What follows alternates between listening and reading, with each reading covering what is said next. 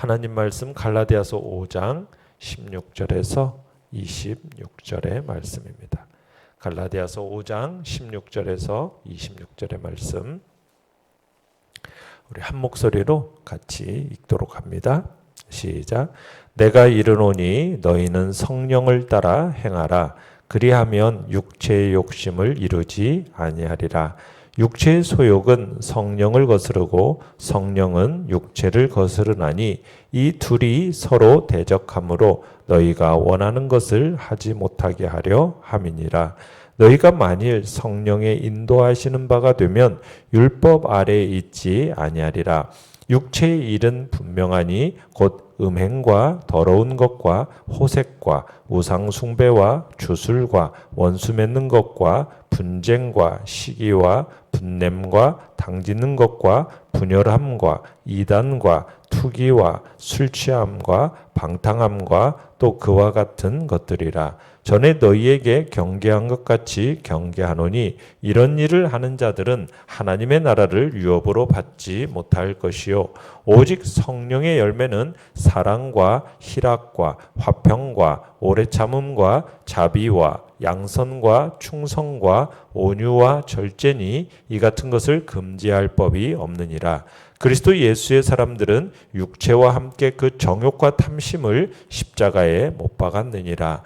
만일 우리가 성령으로 살면 또한 성령으로 행할지니 헛된 영광을 구하여 서로 노엽게 하거나 서로 투기하지 말지니라. 아멘. 오늘 말씀의 제목은 육체의 소욕을 이기는 성령의 능력이라는 제목으로 말씀을 나눕니다.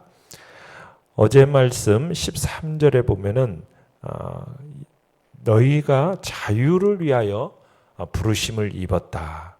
자, 그런데 예수 그리스도께서 주신 그 자유로 육체의 기회를 삼지 말고 사랑으로 서로 종노릇하라. 이 말씀을 우리에게 명령하고 계시는데요. 우리가 이 말씀을 마음으로 동의하고 또한 그렇게 살아야겠다라고 생각을 합니다. 그런데 막상 현실에 부딪혀 보면 참 남을 위해 살아가고 또 사랑으로 종이 된다. 참 이 말이 그렇게 쉽지 않다라는 것을 발견하게 되죠. 왜냐하면 우리의 본성이라는 것은 끊임없이 자기를 자기 중심에 중심자리에 놓게 되고 또 자기를 위해서 살고 또 자신을 기쁘게 하고 또 자신이 경쟁에서 남들보다 앞서 나가기 원하기 때문입니다. 자, 그런 우리가 어떻게 남을 위해 종이 되고 다른 사람을 위해서 사랑으로 종노릇하는 것이 가능한가? 그게 이제 오늘 16절부터의 본문의 이야기인 것입니다. 내용관찰문제 1번 보시면은 육체의 소욕에 포함된 일과 성령의 열매는 각각 무엇입니까? 자, 19절에 보시면은 19절부터 21절까지 이제 육체의 소욕에 포함된 일에 대해서 이야기를 하고 있죠. 육체의 일은 분명하니 곧 음행과 더러운 것과 호색과 우상 숭배와 주술과 원수 맺는 것과 분쟁과 시기와 분냄과 당짓는 것과 분열함과 이단과 투기와 술 취함과 방탕함과 또 그와 같은 것들이라. 자, 여기서 보면은 육체의 일들에 대해서 분명하게 얘기하는데 15가지 항목이나 등장하는데 이게 어떻게 보면은 뭐 그냥 막 적어놓은 것 같은데 크게 3가지로 묶여질 수가 있습니다. 육체를 따라 사는 삶의 첫 번째 특징은 뭐냐? 성적인 방종과 타락입니다. 성적인 방종과 타락. 그러니까 19절에 나오는 음행과 더러운 것과 호색. 그러니까 성령을 따라 살지 않고 육체를 따라 사는 증거이자 말세에 나타나는 현상 중에 하나가 뭐냐? 바로 성적인 타락인데 이건 나이에 고하가 없죠.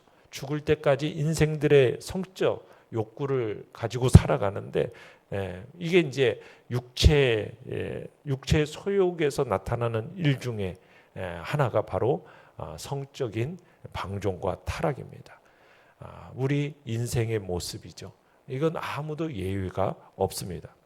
두 번째 묶음은 20절 앞에 나오는 우상 숭배와 주술, 그리고 21절에 나오는 술 취함과 방탕함입니다.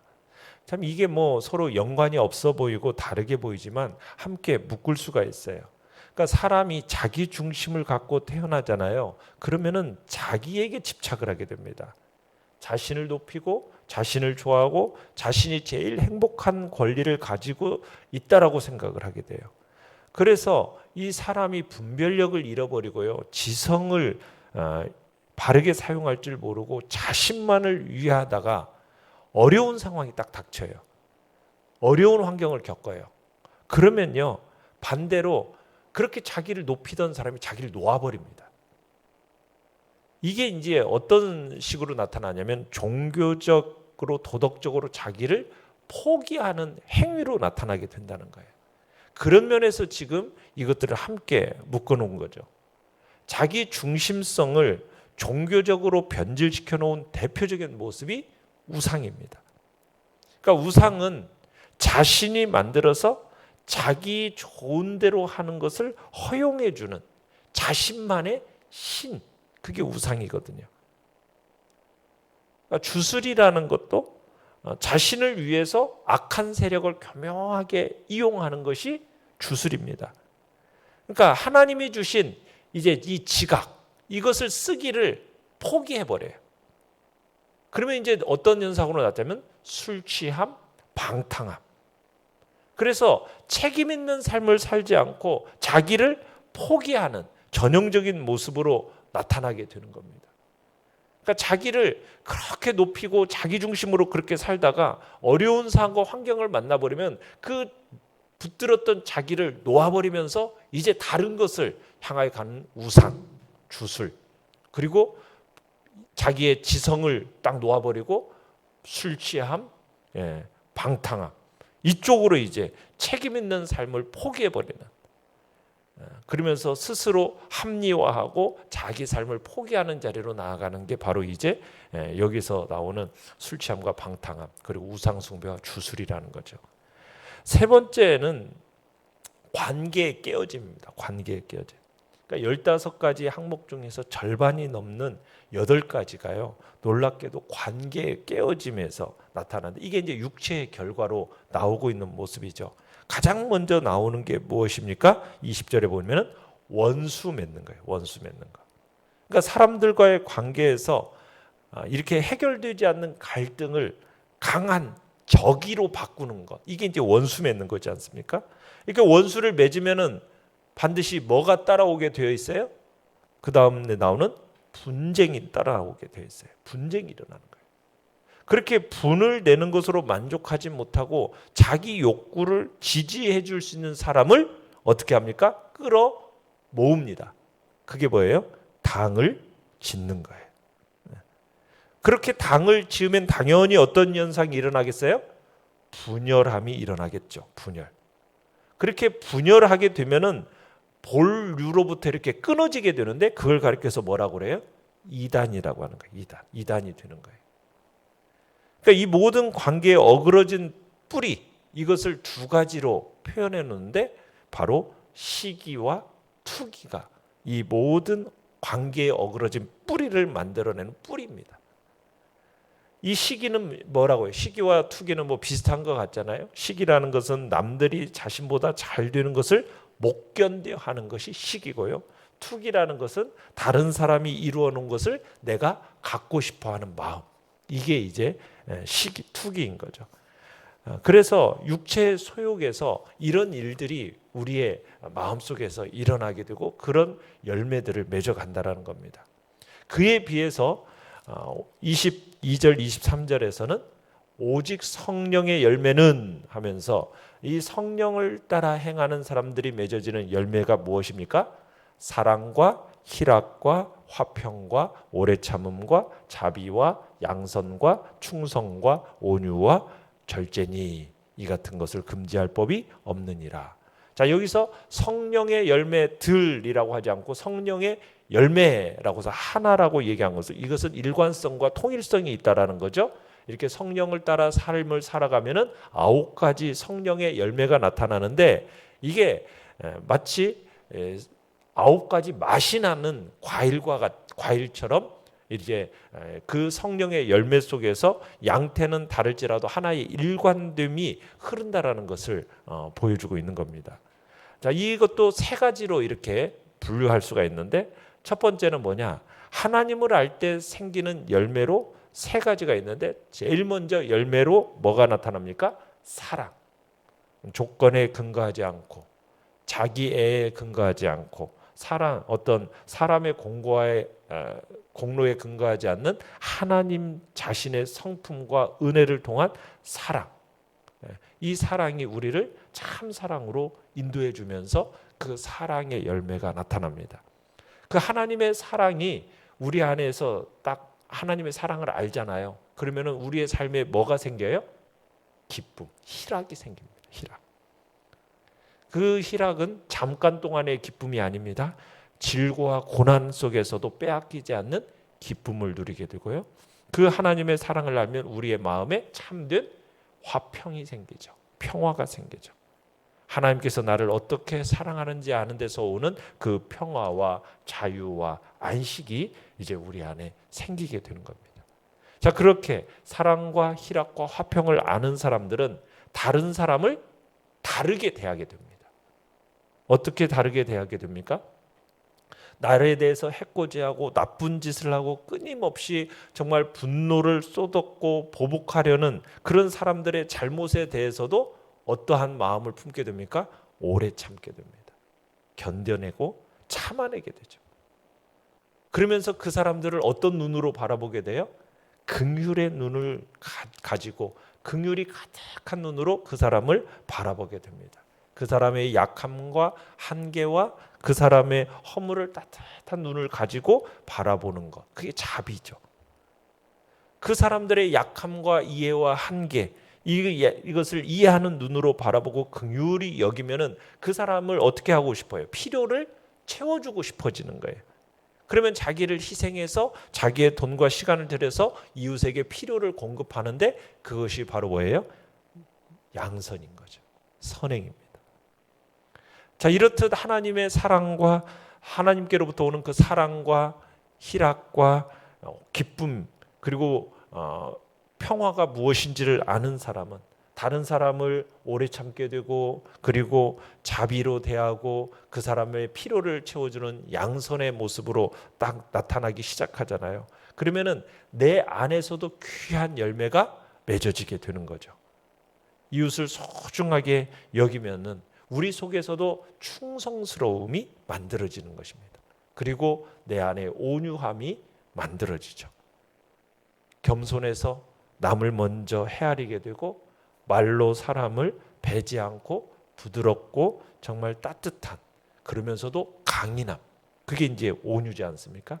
그러면서 내 속에 한쪽으로 치우치지 않는 절제가 만들어지고 나 자신을 다스려서 무엇이든지 지나치게 하지 않는 그런 절제의 모습이 우리 안에 생겨지게 되는 것. 이게 이제 성령의 열매인 거죠. 자, 내용 관찰 문제 2번입니다. 자, 육체의 소욕과 성령 사이에는 어떤 관계가 있습니까? 자, 17절을 보시면 육체의 소욕은 성령을 거스르고 성령은 육체를 거스르나니 이 둘이 서로 대적함으로 너희가 원하는 것을 하지 못하게 하려 함이라. 자, 이 육체의 소욕과 성령의 인도함이 성령이 우리 속에서 어떻게 하냐? 첨예하게 대립합니다. 우리가 성령을 따라 살지 아니할 때는 아무 일도 일어나지 않아요.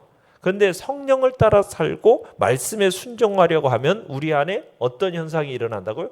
치열한 싸움이 일어납니다. 치열한 싸움. 그러니까 육체와 성령이 우리 안에서 치열하게 싸우는 거예요. 육체라는 건 뭐예요?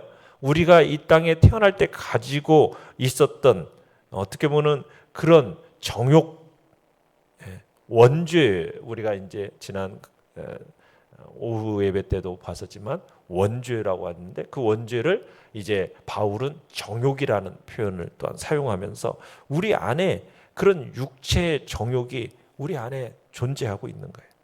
이게 우리에게 익숙합니다. 자신을 위한 것은요, 나이가 많다, 어리다, 뭐 이거 상관없어요. 우리 모든 인생들이 추구하는 삶의 방식이에요. 자신을 제일 중요시하고 자신을 기쁘게 하고 자기 중심성이 이 모든 육체의 공통점이거든요. 그렇기 때문에 성령을 따라 살려고 하면은 이 육체가 어떻게 해요? 불편해해요. 불편해요. 소리를 질러요. 더 이상은 그렇게 못 살겠다고 끝없이 소리를 질러요. 그러면서 육체와 성령의 끝없는 맞부닥뜨림. 이게 이제 우리의 삶의 실존이거든요. 자석이 같은 극끼리는 어떻게 합니까? 밀어내는 관계예요. 서로 밀어내는 관계예요. 도저히 사이좋게 지낼 수 없는 관계입니다. 서로 미워하는 관계고 상호 배타적인 관계예요. 절대 상대방을 용납할 수 없는 관계. 그게 바로 육체의 소욕과 성령 사이의 관계인 거죠. 자, 연구와 묵상 문제 3번입니다. 바울은 육체의 소욕을 이길 수 있는 방법을 성령 안에서 찾고 있는데 그 이유는 무엇입니까? 자, 16절을 보면 내가 이르노니 너희는 성령을 따라 행하라. 그리하면 육체의 욕심을 이루지 아니하리라. 자, 18절도 보시면은 너희가 만일 성령의 인도하시는 바가 되면 율법 아래에 있지 아니하리라. 25절로 가시면은 만일 우리가 성령으로 살면 또한 성령으로 행할지니 헛된 영광을 구하여 서로 노엽게 하거나 서로 투기하지 말지니라. 자, 이렇게 지금 성령 안에서 지금 이 육체의 소욕을 이기는 방법을 찾고 있는 거예요. 그러니까 우리는 원죄, 죄를 가지고 태어나기 때문에 우리의 몸속에는 자기의 중심성과 본성적인 부패와 악함이 우리 속에 그대로 남아 있어요. 그런 우리가 이런 육체의 욕심을 따라 살지 않고 육체의 소욕을 이길 수 있는 유일한 길은 뭐라는 겁니까?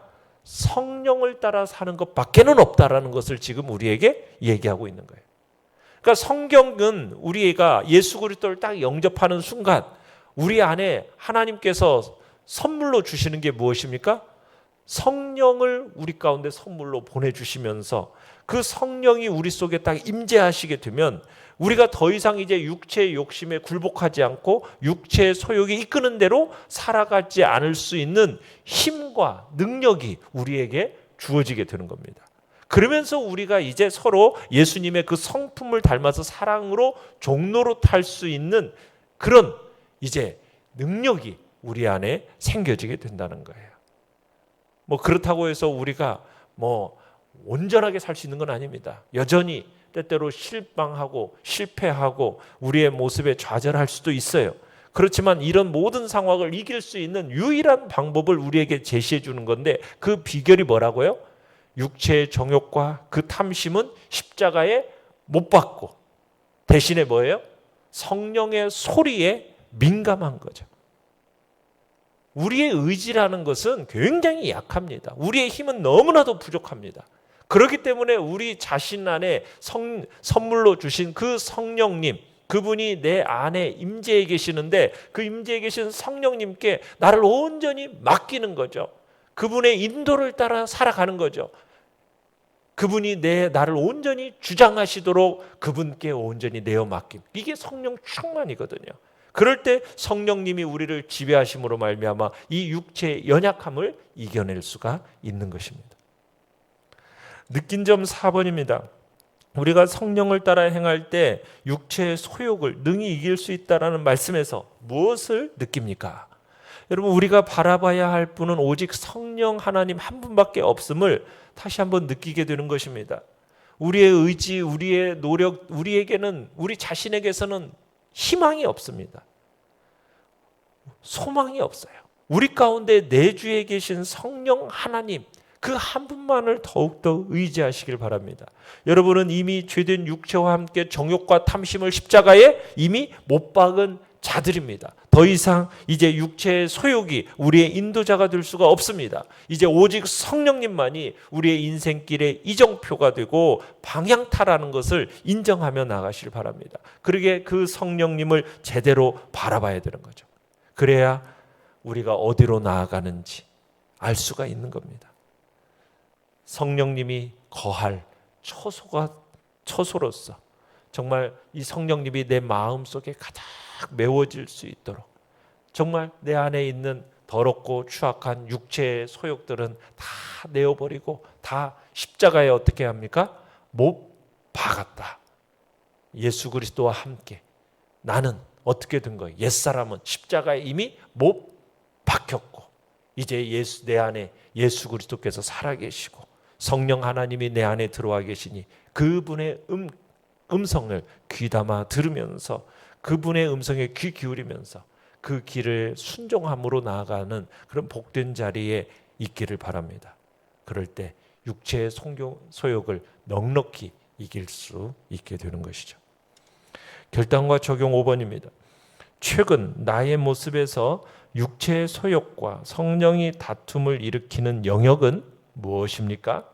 성령이 육체의 소욕을 이기고 나를 지배하시도록 하기 위해 내가 지켜야 할 일을 적어보고 흔들림 없이 지키기로 다짐합시다. 우리가 오늘 말씀처럼 육체의 그 더러운 열매들, 소욕들, 이 모든 것들은 그 십자가에 못 박혔음을 우리가 다시 한번 기억하고 끊임없이 못 박는 자리, 나 자신을 죽이는 자리, 그러면서 내 안에 성령 하나님이 나를 온전히 주장하시도록 끊임없이 그분께 나 자신을 내어 맡기는 그런 자리, 온전히 나를 지배하시도록 성령의 충만함을 놓고 이 시간에도 기도하며 나가시길 바랍니다. 오늘의 기도 같이 읽습니다. 시작. 성령의 은혜로 육체의 한계를 극복하고 성령의 열매를 많이 맺는 그리스도인이 되게 하소서. 아멘. 말씀을 생각하면서 기도하시고요. 연약한 우리의 지체들을 위해서 기도해 주시며 또 이제 10월에 이제 노회, 저희 교회에 있을 노회와 또 특별 새벽 기도회와 또 임직식을 놓고 주의 은혜 안에서 복된 아름답고 아름다운 사역들이 이루어질 수 있도록 기도해 주시기 바랍니다. 주여, 우리 세 번 부르짖으며 나아갑니다.